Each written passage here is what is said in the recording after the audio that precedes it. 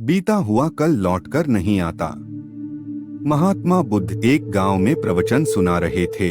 उन्होंने पास हुए लोगों के समीप अपनी मधुर वाणी से सभी को संबोधित करते हुए बताया कि हर किसी मनुष्य को धरती माँ की तरह सहनशील तथा क्षमाशील होना चाहिए।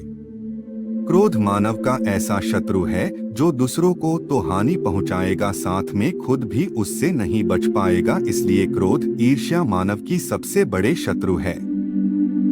सभा में सभी लोग शांति से उनकी बात को ध्यान पूर्वक सुन रहे थे। तभी वहां उस सभा में एक अति क्रोधी व्यक्ति भी उपस्थित था। वह पहले तो उनकी बात सुनता रहा, फिर वह अचानक महात्मा जी से क्रोधित होकर बोला। बोलते समय उसका आंखें खून के समान लाल हो रही थी।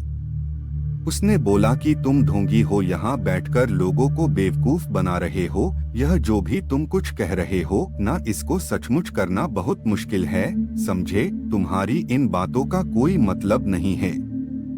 यह सब बातें कोई मायने नहीं रखती असल जिंदगी में। कहानी सुनाना बंद करो धूर्त महात्मा, और जहाँ से आए हो वही चले जाओ। ऐसे कठोर वचन सुनकर भी महात्मा जी ने उस क्रोधी पुरुष का कोई विरोध नहीं किया और न ही उसकी बातों पर कोई भी प्रतिक्रिया दी। वह शांत रहे और अपना काम करते रहे, जिससे वह पुरुष और भी क्रोधित हो गया। उसकी समझ नहीं आया वह क्या करे। तब उस पुरुष ने महात्मा जी के मुंह पर थूक कर चला गया। अगले दिन जब उस व्यक्ति का क्रोध शांत हुआ और उसे अपनी गलती का पछतावा हुआ, तब वह आत्मग्लानि में जलने लगा। और फिर उसने सोचा कि उस महात्मा से मुझे माफी मांगनी चाहिए। वह महात्मा जी की खोज में उसी स्थान पर गया जहां महात्मा जी कल प्रवचन दे रहे थे।